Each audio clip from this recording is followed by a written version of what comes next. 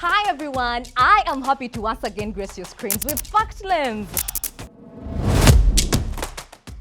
Election fever is still high and the Wonokoso mills also keep spinning. So let's separate fact from fiction together. My name is Divine Masi Nalwanga and here's a snapshot of what we've got for you on the show. Bobi Wine ordered his campaign team, also known as foot soldiers, to return to Kampala while in Rukunjiri. That's the claim. But did he? Now is it true that travelers entering Uganda through Entebbe Airport are required to salute the president's posters? Did NUP's Joel Ssenyonyi receive 650 million service awards as claimed on X? Stick around for the facts. We've got Zahara Luyirika, the Kabaka, and Bobi Wine all in one claim. And lastly, also starting off this episode, is a claim that NUP leadership urged Ugandans to support NRM's Museveni instead of their own.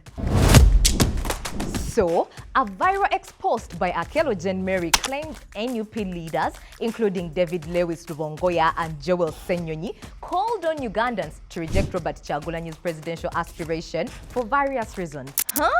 Wild. It is first of all fabricated, and here propaganda is at play. Besides the numbers on it, 4,028 views, 57 shares, 13 reposts, 204 likes and 31 comments, the claims are fabricated and unfounded. This is how we cracked them. A review of the mentioned people's online activity from the time of the claim was needed, and that is what we checked first. People power.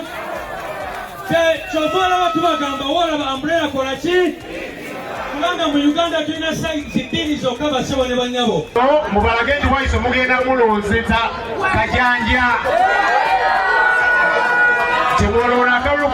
Findings show that Rubongoya and Ssenyonyi continue to support their candidate, and there's nothing about expressing mistrust in his character and abilities anywhere, as claimed by Akelo. The claim was made at 12 p.m. on November 11th, 2025, and speaks of purported remarks having been made the previous day, 11th of November 2025. However, a Google search of any such reports leads to nothing. Neither are there any related comments of the nature on either Rubongoya's or Ssenyonyi's official online platforms. The accounts associated with the claim are known for spreading negative political propaganda against opposition parties and a pro-ruling party. We conducted a reverse image search for the photo and found no corroborating evidence linked to the claims. So yes, the ex-post is completely fabricated, just cheap propaganda at play. So, if you see political information from this account, treat it with a fair dose of skepticism and verify it before sharing. Now,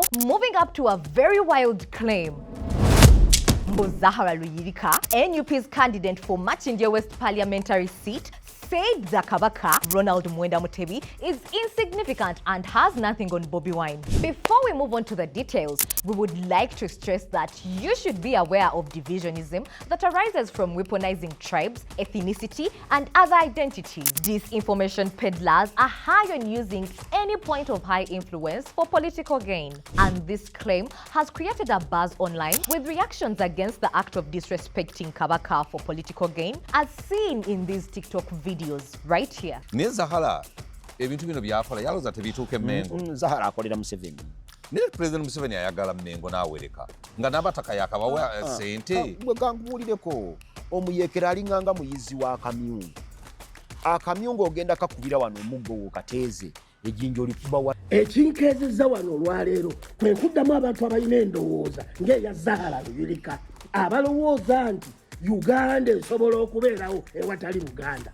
With the growing sentiment among some political analysts that Robert Kyagulanyi Sentamu's influence is largely confined in Buganda region, this perceived limitation has sparked debate about whether his appeal extends beyond his stronghold in Buganda to the wider Ugandan population. The claim was unverified. We used Google Advanced Search to see if there were any additional news reports on this issue and only found results linked linked to the Kampala Journal website. No other reports from credible media sources regarding the matter. The article lacked clear evidence. The writer does not provide the context for the statement, but only focuses on what was allegedly said by her, which raises some concerns about adhering to the journalistic 5 Ws and H for objectivity. We analyzed stories on this website and found that some of them were previously debunked, meaning not everything you read from this website, my friend, is factual. Additionally, we came across a TikTok video of Zahara Luyirika debunking the story, calling it political propaganda aimed at her political career. Ndi mchala Muganda, ndi mchala Musiraamu, ate ndi mukulembeze. Mu bulamu bwange sigattikangako nsonga za Buganda, sigattikangako nsonga za Ssaabasajja Kabaka, simugattangako kintu kyonna ne mucomparing oba ne mugeraageranya n'ebyobufuzi byange nga bwe mbitambuza. Now on to a story that, if it remains unchecked, portrays political hypocrisy: the money. Did NUP's Joel Ssenyonyi receive 650 million Ugandan shilling service award from Parliament, as claimed on X, formerly Twitter, on October 31st, 2025? Kaida Ahmed's breaking news post garnered over 100,000 views, 1,000 likes, 100 shares and 700 comments. Now, do we all remember the Mpuga saga? I bet you do, and this is kind of related. Now, someone out there is milking the controversies regarding Parliamentary Commission Service Awards, which include 400 million shillings for each of the 4 commissioners: Solomon Sinwani, Esther Ofoyo-Chan, and Prosi Akampulira Mbabazi, and 500 million for the former leader of opposition, Mathias Mpuga. But also earlier this month, Ssenyonyi openly alleged that a service award worth between 1.2 and 1.6 billion Ugandan shillings had been issued in secrecy to a few parliamentary individuals, according to media reports, to which he was called to provide evidence. It is in this same period that he is also accused of getting 650 million shillings too. Sounds a little too timely and convenient. Well, it sounds off because it is actually off. There is no evidence that Joel Ssenyonyi received 650 million as a service award from the Parliament of Uganda. I am sure you're wondering how we know. Here is how. We started by searching for news reports about Joel Ssenyonyi receiving the money on the day the claim was published, using a basic Google search. We found no similar reports or any leads related to this claim. No credible media outlets reported on this issue, considering how hot a hot cake it would be if it were true. However, we did come across Kaida's account and other accounts that were analyzed, which appeared to be pro-NRM based on their posts. Among the Google results, we found news reports of Joel Ssenyonyi debunking the claim, calling it propaganda aimed at covering up his findings that the Parliament commissioners Esther Ofoyo-Chan, Mathias Mpuga, Solomon Sinwani, and Prosi Mbabazi Akampulira had once again allocated themselves an additional 400 million shillings each in service awards. That some weeks back, the 4 commissioners of Parliament received the second service award of 400 million shillings each. The 4 commissioners, as we know them, the Honourable Solomon Sinwani, the Honourable Esther Ofoyo-Chan, the Honourable Prosi Akampulira Mbabazi, and the Honourable Mathias Mpuga. This money was apparently intended to see them through the campaigns. And to avoid the paper trail, this money was received through the parliamentary circle. Unverified. Always check the timing of the claim and see if there is any prior incident that might be linked to it.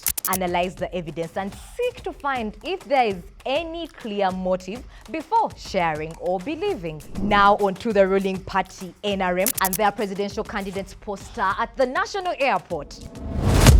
Are travelers entering Uganda through Entebbe required to salute the president's posters and take selfies with them, as claimed by Kampala Journal? And who is Kamugisha Pius? The post alleges that a Civil Aviation Authority (CCA) official identified as Kamugisha Pius said, and I quote, "Travelers must take selfies with the president's posters," end quote, implying a mandatory political expression imposed on passengers entering the country. Whereas there are indeed President Museveni's posters placed at the national airport and none of his fellow presidential contestants for the 2026 general election, we fact-checked the claim by JK News and found no corroborating evidence of travelers saluting the posters. No evidence in the claim and no evidence of the act anywhere. We did an image search with saluting the Museveni's posters at the airport, and the results led to the same claim. The Post attributes the claim to a CAA official named Kamugisha Pius. However,